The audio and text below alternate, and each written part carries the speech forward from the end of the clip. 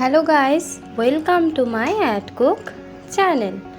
আজকে আমরা নিয়ে চলে এসেছি ঢ্যাঁড়স দিয়ে মাংস ভুনা রেসিপি। এই ঢ্যাঁড়স দিয়ে মাংস ভুনা রেসিপি দেখে নেওয়া যাক। সর্বপ্রথম এখানে আমি একটা কড়াইয়ের মধ্যে দিয়ে দিচ্ছি পর্যাপ্ত পরিমাণে সর্ষের তেল। তেলটা গরম হয়ে আসলে এখানে আমি 500 গ্রাম ভিন্ডি এরকমভাবে কেটে নিয়ে ভেজে নেব। ভেন্ডি বা ঢ্যাঁড়সটা ভাজার কারণ একটাই, ঢ্যাঁড়সের যে আঠা থাকে সেই আঠাগুলো ভাজলে কিন্তু পুরোপুরি ঢ্যাঁড়সটা থেকে আঠাটা চলে যায়। তার জন্য এখানে আমরা ঢ্যাঁড়সটাকে ভালো করে ভেজে নেব লাল ব্রাউন করে। ঢ্যাঁড়সটা ভাজার সময় অবশ্যই এখানে আমি অল্প করে একটু নুন দিয়ে দিলাম, হাফ চা চামচ মতো। এবার আবারও নাড়াচাড়া করে লাল ব্রাউন ভাবে ভেজে নেব। দেখুন এখানে আমার ঢ্যাঁড়সটা কিন্তু ভাজা হয়ে গেছে। এবার আমি একটা পাত্রের মধ্যে সবগুলি ঢ্যাঁড়স তেল ছেঁকে তুলে নিচ্ছি। ঢ্যাঁড়সটা তেল থেকে তুলে নেওয়ার পর সেই তেলের মধ্যে দিয়ে দিচ্ছি একটা বড় সাইজের কুচানো পেঁয়াজ। পেঁয়াজটা দিয়ে এবার নাড়াচাড়া করে অল্প একটু লাল ব্রাউন করে ভেজে নেব।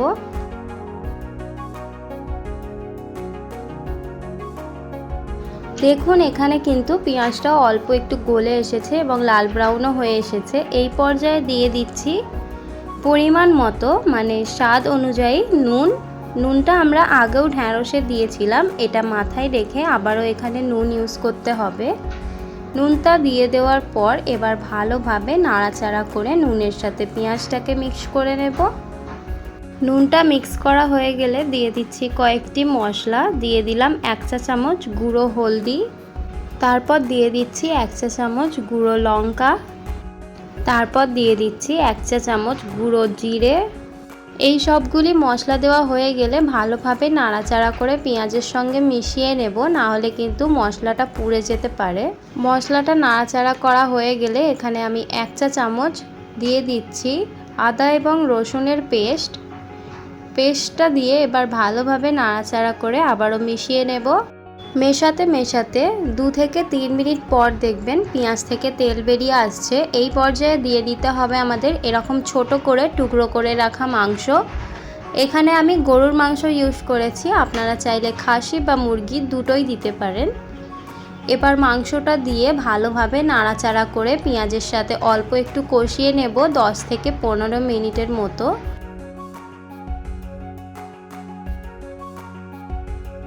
কষাতে কষাতে অল্প একটু পুড়ে আসলে এখানে অল্প অল্প জল দিয়েও কষাতে পারেন।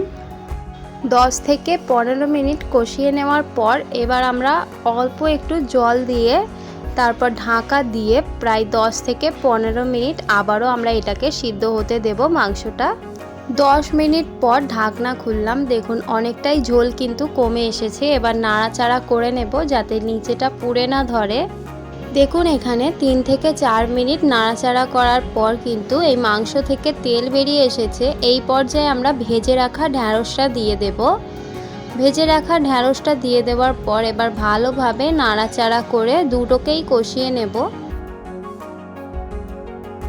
এখানে আমি 2 থেকে 3 মিনিট কষিয়ে নিয়েছি, এবার পুড়ে পুড়ে ধরছে। এই পর্যায়ে আমি পরিমাণ মতো জল ঢেলে দেব ফুটানোর জন্য।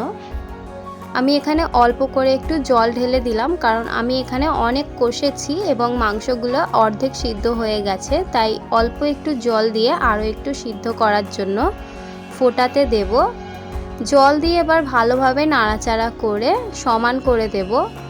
তারপর এই ঢাকা দিয়ে আমরা এখানে 10 থেকে 15 মিনিট আবারও এটাকে ফুটিয়ে নেব।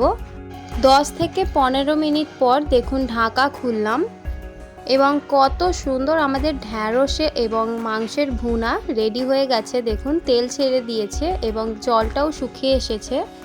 অনুরোধ রইল বাড়িতে একবার বানিয়ে দেখবেন আমার স্টাইলে। যদি আপনাদের এই ভিডিওটা ভালো লেগে থাকে তাহলে অবশ্যই লাইক, শেয়ার অ্যান্ড সাবস্ক্রাইব করে দেবেন।